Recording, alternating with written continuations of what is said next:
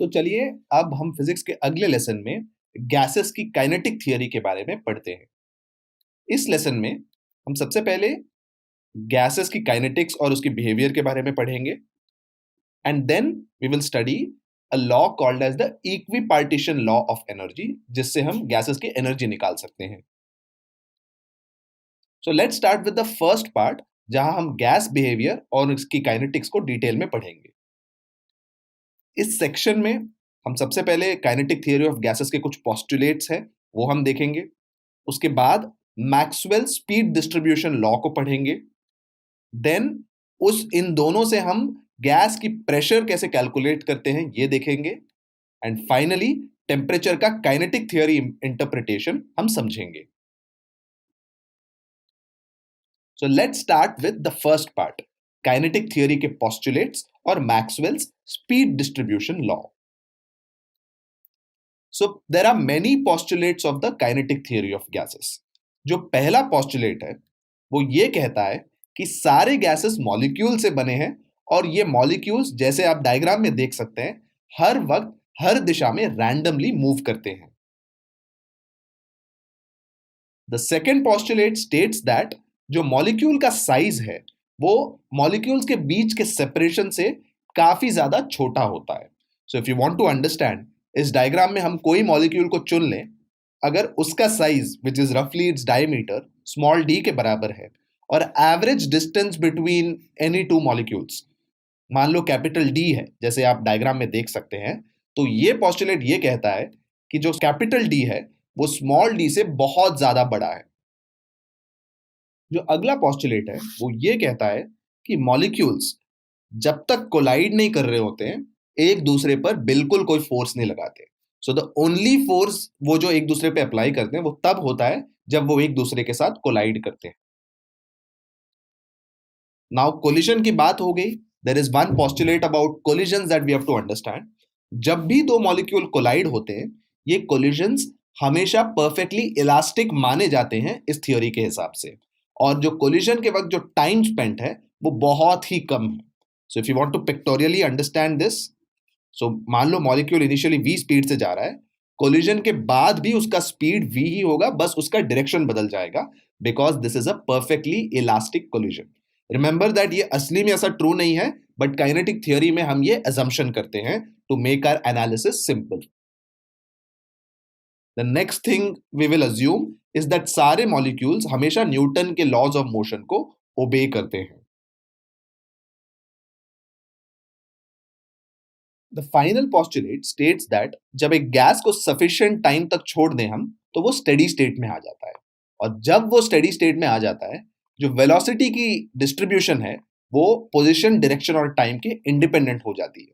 Now let's try to understand इस sentence का मतलब with an example. So let's assume कि किसी तो एक कंटेनर में बस इतने मॉलिक्यूल्स है जो आपको इस डायग्राम में दिख रहे हैं। Let's assume there are 10 molecules. अब जब हम देख रहे हैं, लेट्स अज्यूम दैट उनमें से 2 मॉलिक्यूल की स्पीड 1 मीटर पर सेकेंड है, 3 मॉलिक्यूल की स्पीड 2 मीटर्स पर सेकेंड है, 3 मॉलिक्यूल की स्पीड 3 मीटर पर सेकेंड है और 3 मॉलिक्यूल की स्पीड 4 मीटर्स पर सेकेंड है। नाउ इसको मैं अगर ग्राफिकली रिप्रेजेंट करूं as a histogram, number of particles versus speed of particles, वो कुछ ग्राफ ऐसे दिखेगा। सो वाई एक्सिस ये बताता है कि कितने पार्टिकल्स हैं और एक्स एक्सिस बताता है कि उस पार्टिकल की वेलोसिटी क्या है। सो लेफ्ट हैंड साइड का graphical representation right hand side में है। Now what will happen is, जब ये मॉलिक्यूल्स कंटेनर में घूम रहे हैं, बहुत सारे कोलिजन्स हो गए और इनकी वेलोसिटीज बदल सकती हैं। So what might happen is, after some time कुछ गैसेस का, जो गैस मॉलिक्यूल्स का स्पीड कम हो सकता है 4 से, 1 वाले भी गायब हो सकते हैं और कोई और वेलोसिटी हो सकता है उनका। हो सकता है कि वो कुछ के 2 बन जाए, जो 1 से 2 बन जाए, और कुछ के 4 से 3 बन जाए। सो 3 मीटर पर सेकेंड वाले मॉलिक्यूल ज्यादा हो जाएंगे, 2 मीटर पर सेकेंड वाले मॉलिक्यूल भी ज्यादा हो जाएंगे। So there is this change of velocity that keeps happening. Now what happens at steady state is that बहुत देर बाद अगर हम गैस को छोड़ दें, ये कोलिजन्स होते रहेंगे और कुछ वक्त बाद what will happen is the number of molecules at each stage becomes constant. तो जैसे कि आप देख सकते हैं, कुछ वक्त बाद ये हो जाएगा कि no matter how many collisions happen, the number of molecule जिनकी 4 मीटर पर सेकेंड वेलोसिटी है वो 2 ही रहेगी, जिनकी 3 मीटर्स पर सेकेंड वेलोसिटी है वो 4 ही रहेगी, जिनकी 2 मीटर्स पर सेकेंड वेलोसिटी है वो भी जारी रहेगी, और शायद एक ही मॉलिक्यूल होगा जिसका 1 मीटर पर सेकेंड वेलोसिटी है। Now this is a representation, ये एक्चुअल वेलोसिटीज नहीं है, ये बस स्टेडी स्टेट समझाने का एक एग्जाम्पल है। तो जब मॉलिक्यूल्स की जो वेलोसिटी डिस्ट्रीब्यूशन है वो ऐसे कांस्टेंट हो जाती है, तब हम कहते हैं कि गैस स्टेडी स्टेट पर पहुंच चुका है। और इस टाइम पे जो हमारा हिस्टोग्राम है जो राइट हैंड साइड में दिख रहा है, जो ये बताता है कि कितने मॉलिक्यूल्स की वेलोसिटी कितनी है, उसी को हम वेलोसिटी डिस्ट्रीब्यूशन कहते हैं। So now based on this understanding, Maxwell ने गैसेस का एक एक्चुअल स्पीड डिस्ट्रीब्यूशन लॉ दिया है। हमने जो पिछले एग्जाम्पल में देखा वो एक्चुअल नहीं है, वो बस एक एग्जाम्पल है for you to understand. Maxwell का स्पीड डिस्ट्रीब्यूशन लॉ कहता है कि कोई भी गिवन मास ऑफ गैस में सारे मॉलिक्यूल्स की जो वेलोसिटी है वो सेम नहीं होती है। इवन दो प्रेशर, वॉल्यूम और टेम्परेचर फिक्स्ड होगी, अलग अलग मॉलिक्यूल्स की वेलोसिटी अलग होती है। कोलिजन्स की वजह से उनका डायरेक्शन भी चेंज होता रहता है, स्पीड भी चेंज होता रहता है। लेकिन ऐसे सिस्टम्स के साथ डील करते हुए डिस्ट्रीब्यूशन के साथ डील करना बहुत जरूरी है। सो मैक्सवेल का लॉ कहता है कि जो स्पीड का डिस्ट्रीब्यूशन है, इवन दो अलग अलग मॉलिक्यूल्स की वेलोसिटी सेम नहीं है, स्पीड का डिस्ट्रीब्यूशन एक यूनिक लॉ फॉलो करता है जो इस इक्वेशन से दिया गया है। नाउ ये इक्वेशन काफी कॉम्प्लिकेटेड है, आपको ये इक्वेशन याद रखने की जरूरत नहीं है, but you just need to know that Maxwell का ये जो इक्वेशन है वो ये बताता है कि कितने मॉलिक्यूल्स की वेलोसिटी कितनी है। सो dn basically tells us the number of molecules जिसकी स्पीड v और v प्लस dv के बीच में है।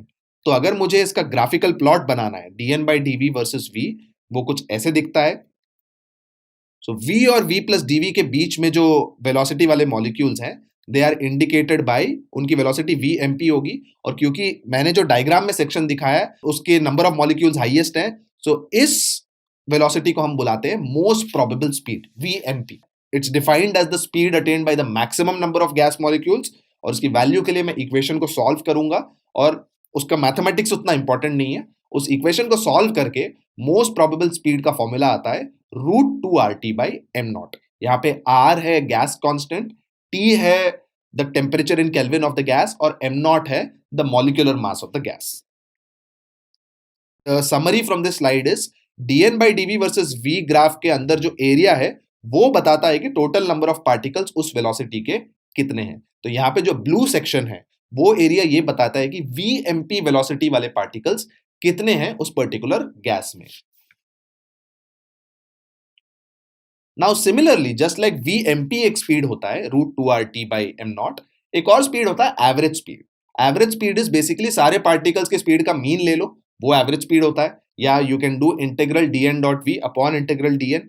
अगेन इसको सब्सटीट्यूट करके, उसका मैथमेटिक्स इंपॉर्टेंट नहीं है, जो रिजल्ट आता है v mean is √8RT by pi am not. यहाँ पे सिंबल्स का मीनिंग अभी भी वही है, R is the universal gas constant, T is the temperature, am not is the molecular mass of the gas.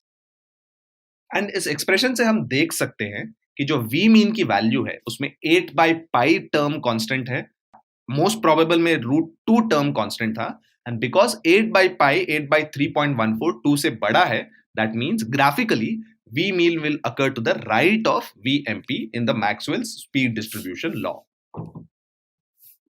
Now let's do a concept test based on what we studied. आपको ये पूछा गया है to calculate the value of most probable speed and average speed for argon at 298 Kelvin.